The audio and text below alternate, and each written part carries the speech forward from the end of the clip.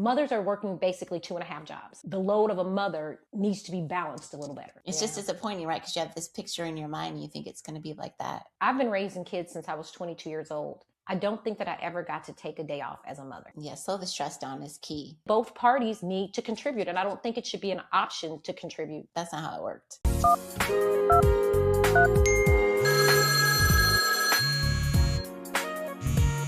Welcome to the Pickup Line. I'm Mari. I'm Dina. And today we're going to talk a little bit about mom brain and how it's very, very, very underrated. Yeah, it's funny when you say mom brain, the first thing I thought about was like scattered. Yeah. And but it's not scattered. Right. It's basically, they did a study and they were saying that mothers use their brains 3 times more as a mom than they did before they had children. Meaning they just basically never take a day off, never have a vacation. And even when they're sleeping, they're still being a mother. Can relate to that for sure. So I think part of the study also talked about, like, prior to having children, how your brain is working at, this level of capacity. And then after you have kids, like you said, it increases like 300 or 300%. It was like a significant change. But the thing that they talked about that I thought was really interesting was that, comparing what a mom does on a daily basis to like a CEO of a company. And it's not that we're necessarily making big decisions all the time, but it's the constant decision making, like the little things we're making decisions about. And it's just tick, tick, tick, tick, like all day long, all night long. They say on an average that a mother makes 1,000 decisions a day for her household, her children, her family. If she has a husband, that just adds to it. Mm-hmm. And I think the reason why the study is so good is because I don't think women are giving themselves enough credit for being a mother, being the CEO of their household, for sometimes being the sole provider if they're a single parent, going through divorce. So they're basically chefs, chauffeurs, cooks, housekeepers, organizers, event planners. It's so many things that go into being a mother that I think that a lot that's going on in the world right now, moms are just scattered. And not only that, they're worried about their child 24/7. Mm-hmm. So we have ICE on the streets. We have violence, unfortunately, a rape culture. Yeah. We have so many different things. And I think as a mother, we don't know how to turn it off. And at some point, we've got to get to the point where we can say, hold on. But studies show that they don't. Like, even if a mom's gone to get a massage, she doesn't turn it off. No. It's still on. You can probably relate to that. And then I also think is all the boxes you're checking. And then I have like a group chat with some other moms. Their kids are all going to the same high school as my youngest. And one of the moms was writing about if the kids are walking to the village together, like there's this kind of commercial area not far from the high school, and make sure they all stay together. And as she tells her daughter that if a car is coming, the same direction she's walking, and they're like trying to get her attention to walk up the opposite direction. And I immediately was like, wait, did I tell my daughters that too? It's like constantly thinking about, have I checked the boxes? Have I shared all the information with them so they can stay safe? Mm-hmm. It's just, it doesn't stop. It's ongoing. No, but I also feel like parenting should also be faith driven and spiritual driven. Like, you got to give your kids to God. You got to trust God with the safety of your kids. And when you're a mother and you have young kids and you're planning and you have games and you have tournaments and you have work and you have, if you have a relationship, if you don't have a relationship, if you have a husband, their brains basically are working 2 jobs.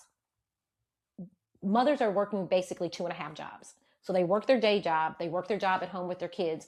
And if they're home with their kids, they're spending, study says, over COVID, fathers spent 5.5 hours a day with their kids.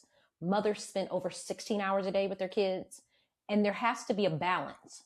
There needs to be a balance where dads are becoming more active, or if it's a single dad, the mom's becoming more active, because it's going to weigh the human body down, because we're not meant to be built like that.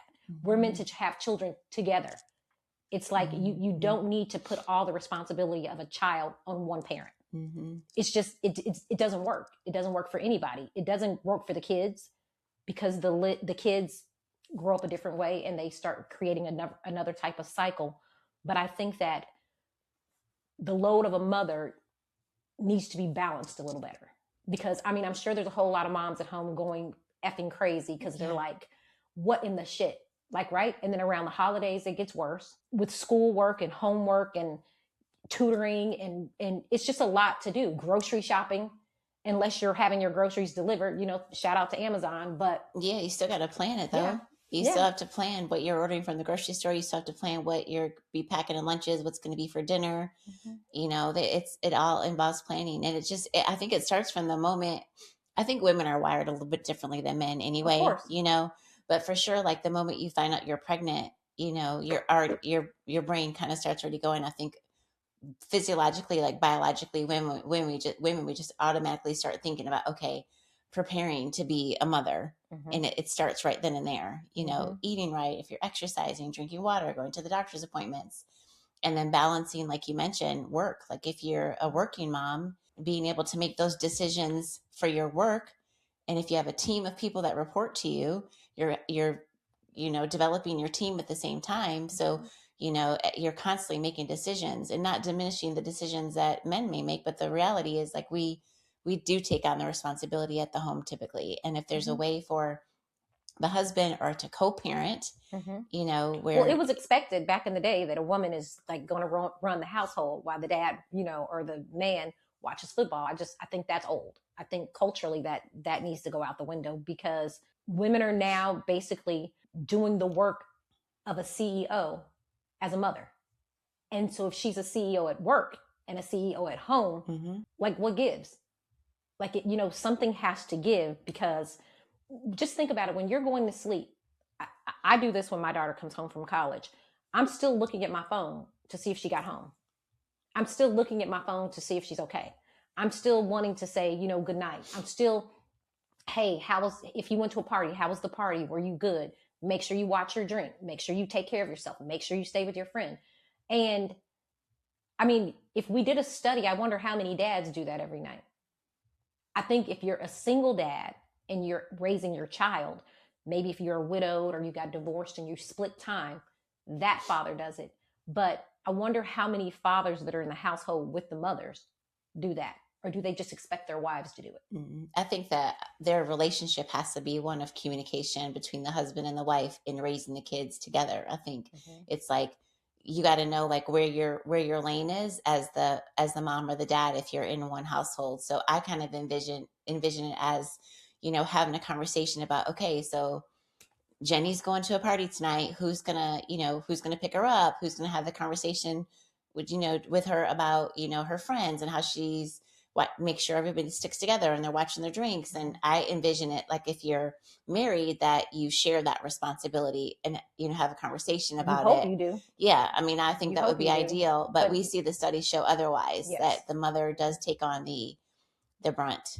And it's funny because I've been raising kids since I was 22 years old. I don't think that I ever got to take a day off as a mother. No. I don't think that I've still taken a day off as a mother. I don't think, and even when it's like Mother's Day and it's like, oh, Mother's Day, it's all about you. You still wash the dishes. You still do the laundry. You still decide where y'all gonna go eat. You still have to check on them. You still have to come home and there's something to do when you get home. Or when you get home, somebody's gonna ask you a question. So you don't get time off. And then even when you go to sleep, if a child is sick, they're gonna wake up and go to mommy. Yeah. They're not gonna wake up and go to daddy. So there needs to be a shift in responsibilities, and the balance needs to be a little more scaled differently. Yeah, I also think as moms, like it's okay for us to set like timetables. So I remember when my mom would come home from work, she would always take about 30 minutes and she'd be like, okay, give me 30 minutes. And so she would come home and kind of give herself time to decompress. And then she would, make dinner, and then we'd have our conversations or whatever. But she definitely used, when she got home from work, she had some time set aside where she was like, that was her time to decompress. And I think as your kids get older, or even if they're not older, I think it's okay to say that to your children as a single mom, or if you're a mom and you handling all the responsibilities at the house, like you let your kids know, like, okay, mommy needs a minute, and then take that for yourself. And then you still have to ask yourself, is that minute enough when you work almost 24 hours a day? Because a mom is just as stressed as a surgeon, just as stressed as somebody that's an air traffic controller, because she's navigating the whole map. She's navigating a whole life. You got to go to the doctor. She's allergic to this. When you sign the forms at school, how many dads sign the forms at school? How many dads know? Like, remember, the child's allergic to peanuts, or the child's allergic to this, or the child's allergic to that. And I just think that mothers need a little more credit because they're not getting bonuses. Nobody's paying them. They're not making one dime, you know, and then they're probably a little underappreciated. Studies show how a girl's trip or going out to have a drink with your friends brings your stress level way down, because then you're with people that understand. They understand how you feel. They understand that, you know, my life at home right now is just crazy. Like, I've got shit going on. I've got stuff to do. And then I found myself always playing catch up, but I never catch up. No. It's like I'm always trying to catch up, but I never catch up. And I mean, I hate to say, moms, but maybe one day we should just not wash the dishes, or not, you know, not do the laundry. Let's see how long that waits.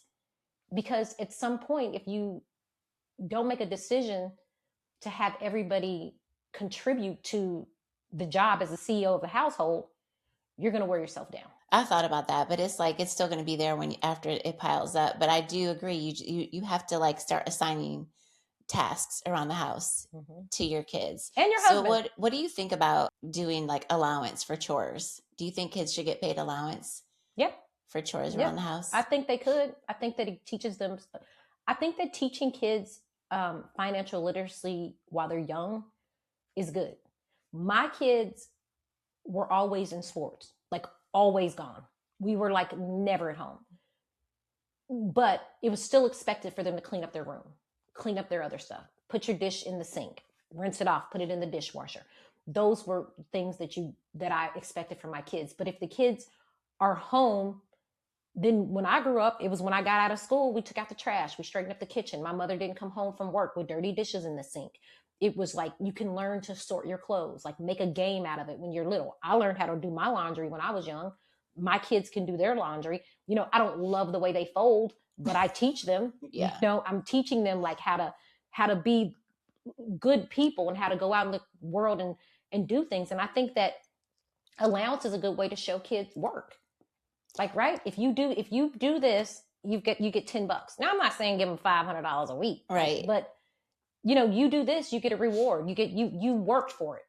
But do you think it should be like you said, like the kids will come home, they'll take the dish, they'll put it in the dishwasher.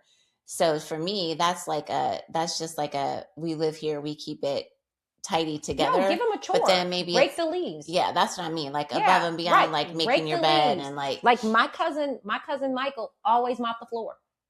Every time he came to my house, my mom was like, Michael Jr., mop the floor. And you know, she might have gave him a little money or whatever. It was his job. And he looked forward to that because he was like, well, shoot, if I go to Aunt Jean's house and I mop the floor, I'm going to get like $10. Right. Right. But back in the day, it was like, that was a lot of money. Right. That was a lot of money to do.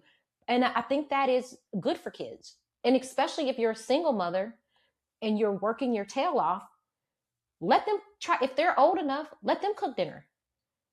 You know, make a grilled cheese sandwich and some soup. You know, let them add or help you. Let them help you. And if they're older siblings that can drive, like Mariah took Gracie to school for me. Mariah would drop her off at her practice for me. Those were little things. I would give her gas money, right? She helped me when I needed the help.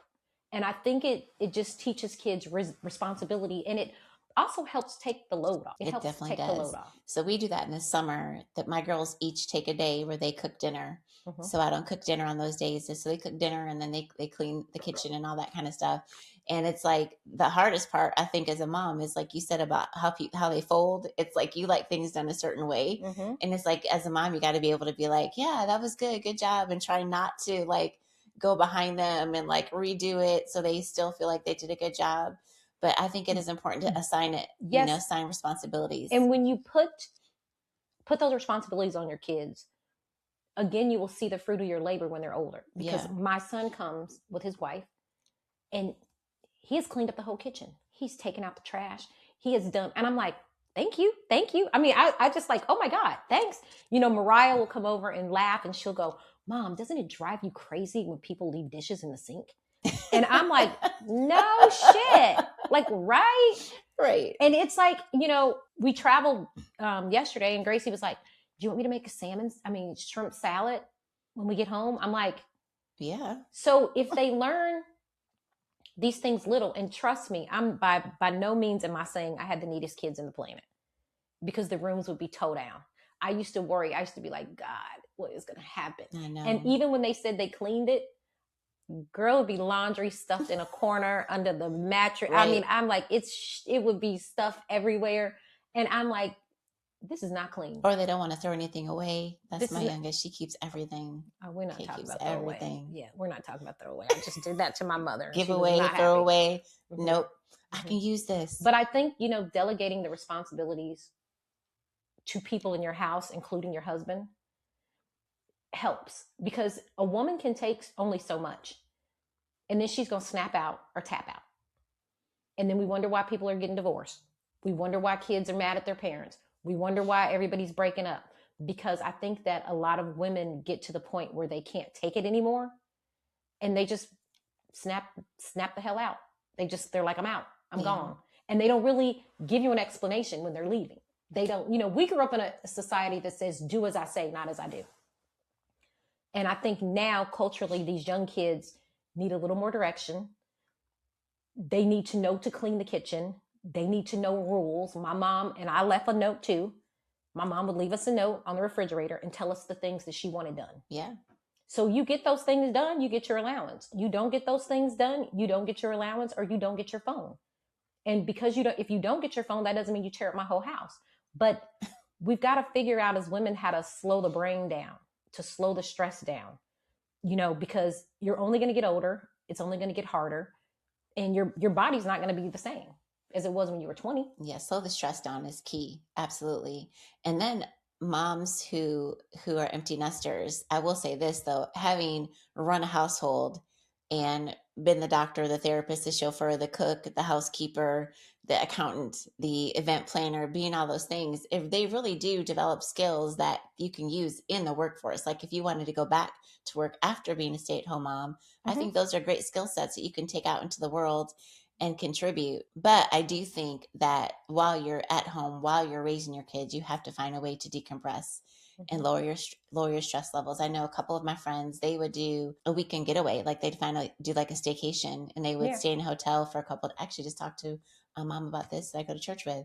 She was like, yeah, once a month I'll do 3 days and I'll go and stay at Avalon and just stay there for the whole weekend and just, you know, enjoy yourself. And you have to commit to staying and commit to taking the time off to do something for yourself. I mean, you have to commit to that. And it's not staying stressed 24/7 is a recipe for disaster. Yeah. And knowing that your kids are going to be okay if you're gone for a couple of days, like you can make the list and have things all set out, say your prayers. I'm like, and I go. just say no. Like, I just go no. I'm just like, no. Like my sister is a behavioral counselor, and she told me this years ago. She said, you know what your problem is? You don't say no. And the sooner you say no, the better off you'll be. And after she told me that, I was just like, Mom, can you take no? I just said no. And then I felt a little bad when I said no, but I'm like, no, because I'm not an octopus. Right. I can only do so many things. I can only take so much, you know. And I think that a lot of times when you're a single mother, you try to carry the weight of the world on your shoulders. That's not going to work. And you try to do everything. You try to, and some level kind of make up for, you know, the other parent not being there, or there are some things that your kids may not be able to do because it's just you, you know, and, you know, I think that weighs on moms too, or single dads. I guess for me, I felt like if I'm staying home to do the things that I'm doing, you gonna make sure I'm straight. If I'm turning in my stilettos for your suits, you gonna make sure I'm straight. And I've always been like that.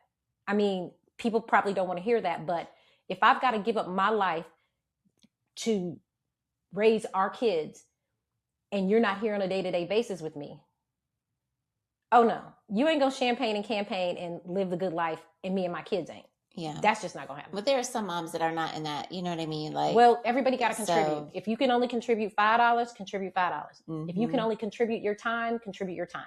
If you can only DoorDash me a dinner once a week, DoorDash me a dinner. Just let me know. And I'm not saying you have to do it on a big level. You have to do it on some level. Yeah.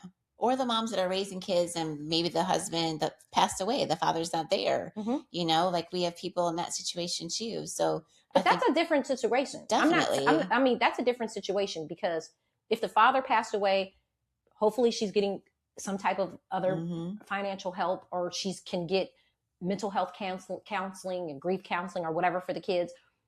And that's a different situation. But if you have two mentally sound, able parents walking around, breathing, living, Yeah.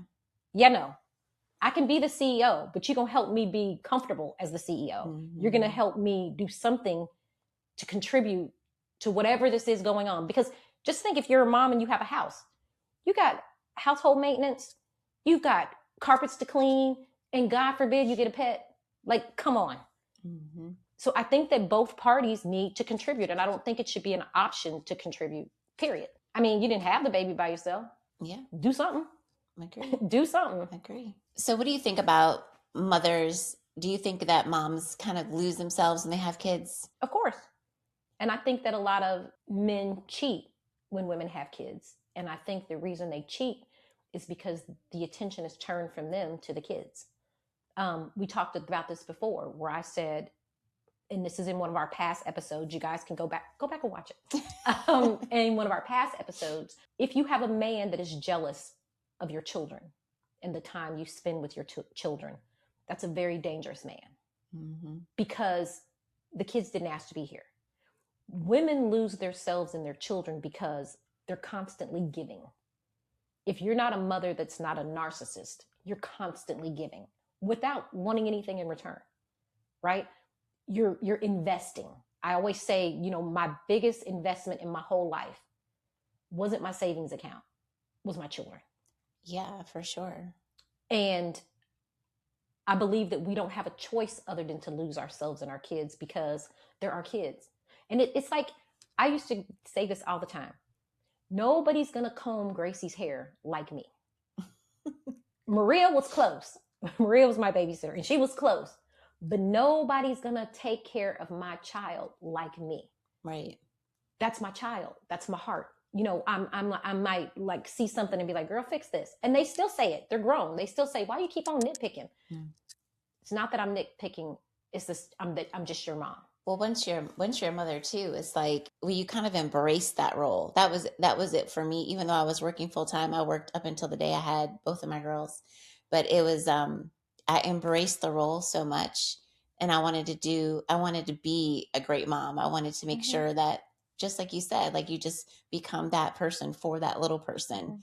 And I think at that point, moms start to, as the kids get older, and it evolves, like the relationship kind of evolves. Your kids are older. They're not as dependent on you. They're starting to do their own thing, especially when they're teenagers. I think at that point, moms are kind of like, wait, they could either feel like they're lost, or they could start to feel like, oh, this is an opportunity for me to do something that I've always wanted to do, or go back to work. Like there's a mom on the soccer team I was talking to. Her kids are older now, and she's like, I'm just trying to figure out what I want to do next for your life. I had a friend, and I was at her house one day. I was doing some work from her, and she's like, I just need to know what I'm going to do. And I've always kept something. If it's jewelry, decorating a house, working at a school, I've always kept something, because I always knew that at some point in my life, the situation I was in was going to end. And I also knew that when my kids left home, I had to keep going, because I don't want to be a burden on them. Like, I'm not going to go in my son's relationship and make the decisions for them. He has a whole wife now. She's helping him make the decisions for their family. And when we talk about women losing themselves into parenthood, it's like that mom that says, yeah, I'm back in my skinny jeans and I can wear the same size as you. I've never been that mother. I've never been trying to compete with my kids or hang with my kids or compare myself to my daughters, because I'm in a whole nother role. But you've got to figure out or say to yourself once a day, like, who am I? What do I like? I used to call it the runaway bride. It's like you meet a girl, and it was the movie with Julia Roberts. She liked every egg her man liked. I mean, I can remember going on a trip with my family, and we went to New York, and everybody was like, Mom, what do you want for breakfast? What do you want? It was dinner. What do you want for dinner? What do you want?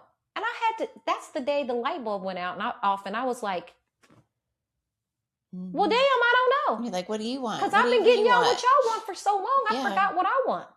And that's another reason we're doing this show, is because if I can help a young girl or a young me be a better me or a better woman, that's why we're giving this advice. We're not giving this advice to tell all our whole life stories so the world would know our business. We're giving this advice so that you can be better people. And learn from our experiences and maybe things we would have done differently. Yeah. And one thing is, if you're not doing it, figure out what your hobby is. Yeah. Figure out what your passion is. If you're organizing, go organize. I mean, look at Home Edit. Those girls made millions off of organizing. Yeah. If you can cook, go cook. If you like planting flowers, go be a florist.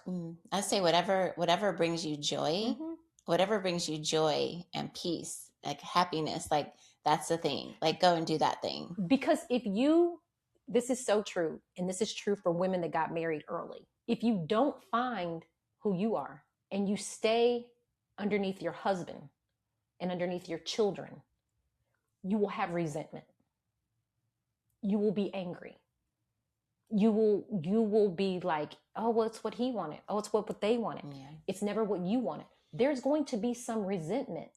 So say if you marry somebody, you didn't go to college, you didn't get to do the things you wanted to do, and you didn't get to be that butterfly you wanted to be. When you get older, there's going to be some resentment and some regrets on, well, damn, I never even got my degree, but he did. I never even got to do this, but they did. I didn't get to go to Italy, but she did. You got to start saying to yourself, you know what? Yes, I'm a mother. I'm a mother first, but I'm a mother that's going to take some time to figure out me and to try not to get lost in the quicksand of parenting. That's easier said than done, but it's possible. Well, you just have to be, I think, intentional about it. Like going back to, moms who take a day or two out of the month and it's just them. Or maybe it's like for me, like every Saturday, if I can go every Saturday, I'm going to take a boxing class. Like that is my thing. That's the thing for me. And I usually don't bring anybody with me. It's usually my thing to just go, and I walk out and I'm like, I feel good. So it could be like a little thing. Shit out of that bag. You want to feel good. Yes, that's why I go. But it's it's just a little thing that happens once a week, but it's still my thing. Yeah. And it doesn't have to be anything And you know huge. what? Jobs give bonuses. Jobs give raises. Jobs give awards. Jobs recognize their highest performer. They recognize people that are doing good in the company. If you're in sales and you're in top sales, you're going to get a bonus. Let's give our mothers a bonus. Let's do something good for our mothers, other than Mother's Day, right? Because it's more than one day. They get one day a whole year. And that, they had to get the kids up to get them ready for their day, right? And tell them what you did. And we had that one Mother's Day, remember, where we went to and we got mimosas. And that was a great Mother's Day. I think we did do massages. That was a great day. Yes, and we just left. We didn't even. And I'm like, and I'm not answering the phone. And I'm also the type of mother that it's like, if I'm a mom that's in my car all the time, I need my car cleaned, organized, washed, and nice, because I'm spending more time in my car than I am in my house. And it's like, if my car is cluttered and it's just cheeseburgers and crap all in the car, French fries, you can't function like that.